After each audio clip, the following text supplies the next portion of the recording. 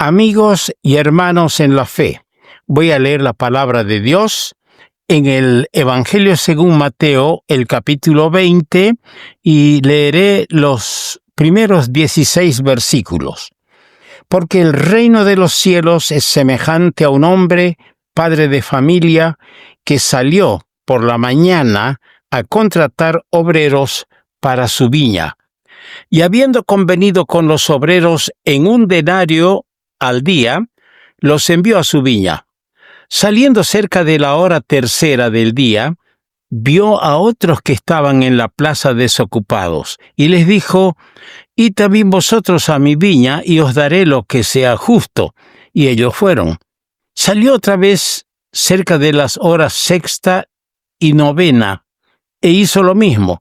Y saliendo cerca de la hora 11, halló a otros que estaban desocupados y les dijo: «¿Por qué estáis aquí todo el día desocupados?».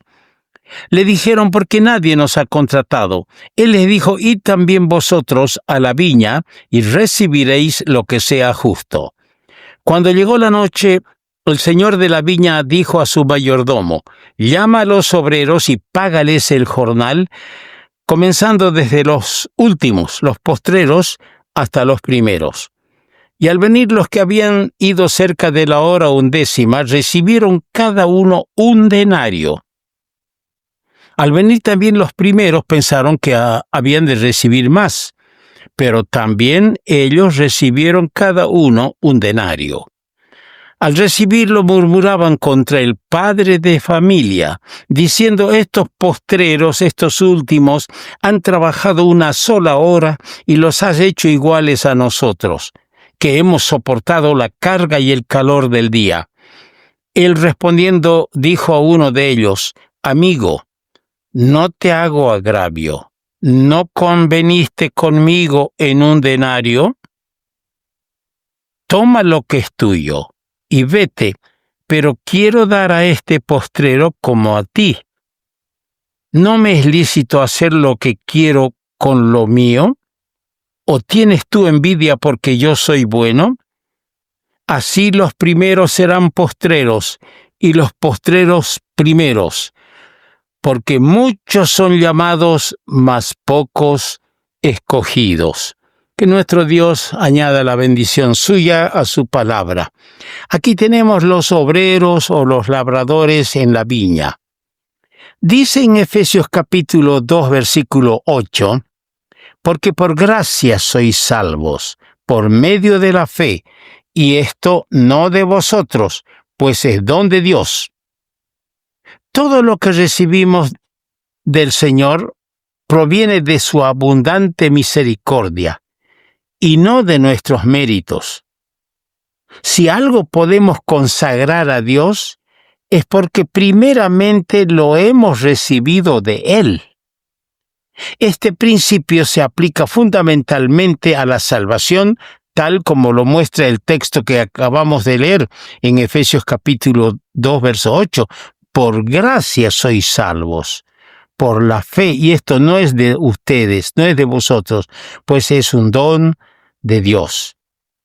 La gracia de Dios confiere gratuitamente la misma salvación al filántropo que recibe a Cristo por la fe, así como también al ladrón penitente crucificado junto al Salvador. La salvación es una sola. La necesita el hombre pío y temeroso de Dios, como era el centurión romano de quien leemos en Hechos capítulo 10. Así como también lo necesita la mujer pecadora que se registra en su historia en Juan capítulo 8. El único medio provisto por Dios para alcanzar la salvación es la apropiación por la fe en el Señor Jesús. La parábola que vamos a considerar es una de las 12 parábolas del reino que se encuentran en el Evangelio de Mateo. Esta parábola muestra que la misma gracia y misericordia de Dios es la que opera para recompensar el servicio para Dios Dios no ha de retribuir. Esto es importante que lo recalquemos. Dios no ha de retribuir el servicio que hacemos para Él en función del tiempo durante el cual le hemos servido.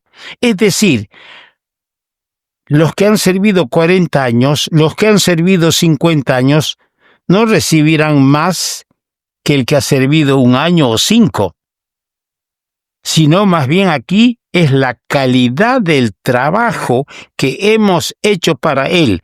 El Señor recompensará en función a la calidad del trabajo que hemos hecho para Él. Son los motivos, los móviles, las intenciones más secretas, aquellas que, consideradas por la justicia de Dios, han de determinar la recompensa de pura gracia. ¿Me escucha, hermano? Dios nos va a recompensar no porque lo merecemos, sino como nos dio la salvación por pura gracia, también la recompensa será por pura gracia. Dios ha de conceder a sus servidores la recompensa por pura gracia. No es nuestra misión calcular cuánto nos dará el Señor por nuestro servicio. No tenemos que hacer cálculos cuánto nos va a dar el Señor de recompensa, sino más bien cuánto más deberíamos servirle en vista de que el día termina y viene la noche en que nadie podrá trabajar para Él. ¿Cuántos días hemos perdido, hermano? ¿Cuántas semanas? ¿Cuántas horas las hemos utilizado en veleidades, en cosas efímeras, en cosas que no tienen ningún beneficio para nuestra vida espiritual? ¿Cuánto deberíamos aprovechar el tiempo? Queda evidenciado asimismo que las comparaciones humanas nos llevan a error. ¿Por qué digo esto? Porque Dios demandará de nosotros no de acuerdo con lo que otros han hecho para Él. Yo no tengo que fijarme en lo que otros hacen para Él, sino de acuerdo a los dones y a la gracia que el Señor en su misericordia me ha otorgado. Dios no me juzgará en relación a lo que los otros hacen con los dones recibidos, sino lo que yo hago con los dones que Dios me ha dado. Hay 4 pensamientos relevantes que los vamos a señalar. Primero, hay trabajo en la viña del Señor. Así dice en Mateo 26. Ninguno debe permanecer desocupado u ocioso. Hay trabajo. Nadie puede quejarse. Segundo, somos colaboradores de Dios. Así dice en 1 Corintios, el capítulo 3, en los versos 9. Voy a leer poco ahí, 1 Corintios 3, verso 9. Porque nosotros somos colaboradores de Dios, y vosotros sois labranza de Dios, edificio de Dios. Conforme a la gracia de Dios que me ha sido dada, dice Pablo, yo como perito arquitecto puse el fundamento y otro edifica encima, pero cada uno mire cómo sobre edifica. O sea que somos colaboradores de Dios. En el tribunal de Cristo se probará la obra de cada uno y se asignarán allí las recompensas. En tercer lugar, hay diversidad de dones para servir al Señor. Uno lee 1 Corintios capítulo 12, los primeros 14 versículos, y halla diversos dones que Dios da a los suyos para que les sirvan. En cuarto lugar, hay instructivos y deberes espirituales a los que tenemos que atender.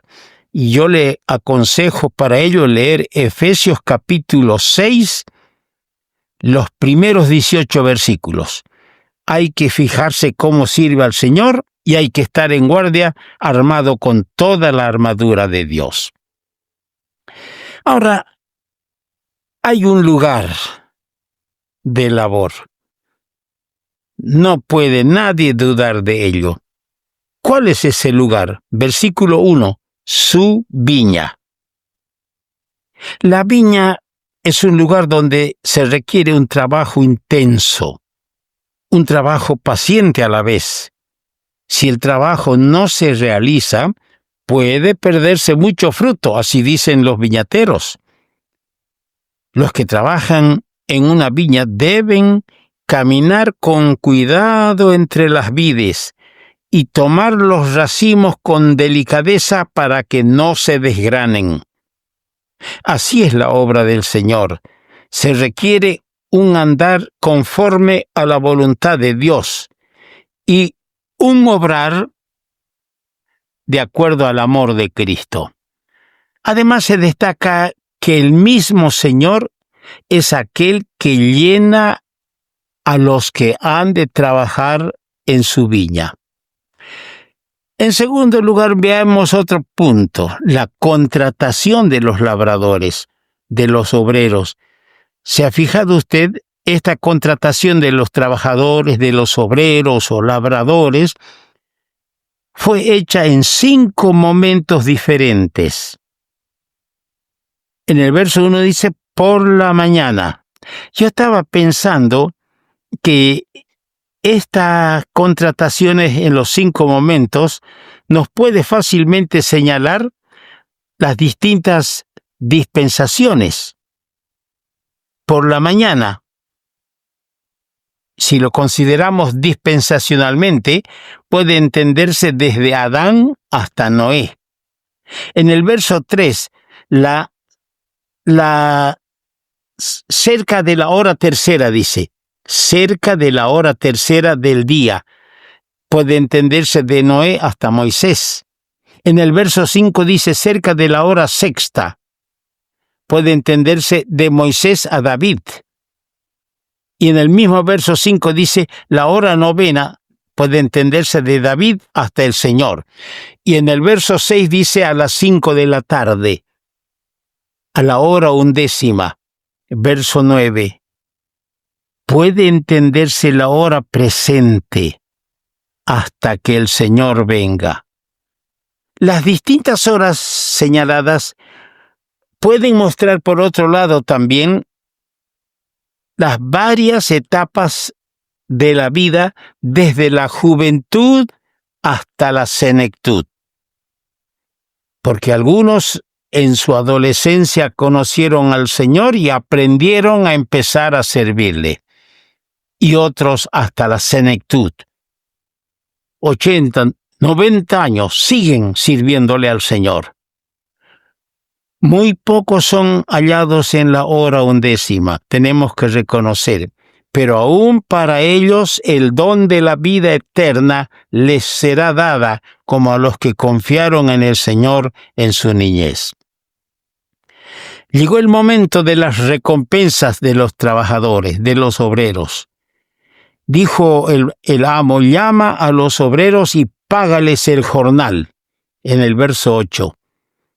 Cada uno de los que fueron llamados para el trabajo fueron luego llamados para la recompensa.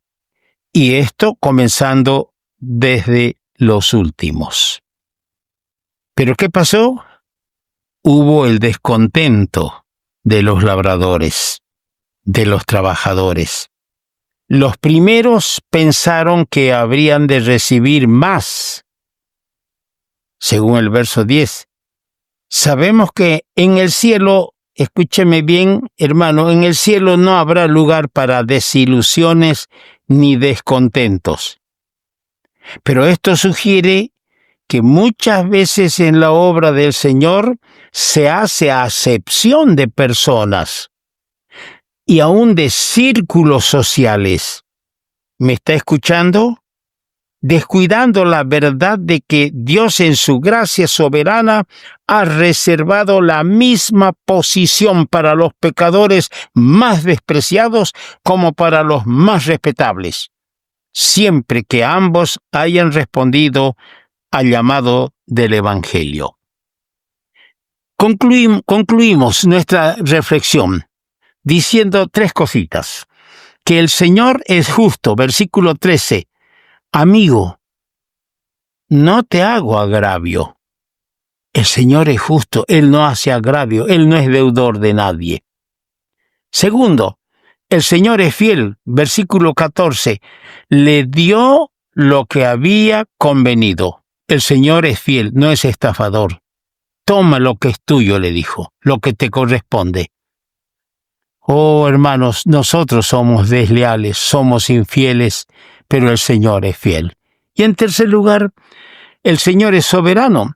Hemos leído en el versículo 15, no es lícito hacer lo que quiero con lo mío, o tienes tú envidia porque yo soy bueno. El Señor es soberano, no podemos demandarle por lo que en su gracia quiere hacer. ¿No me es lícito hacer lo que quiero con lo mío? Oh, hermanos, tengamos presente estas tres cosas en nuestro servicio para el Señor: que el Señor es justo, que el Señor es fiel, que el Señor es soberano. Dios bendiga su palabra.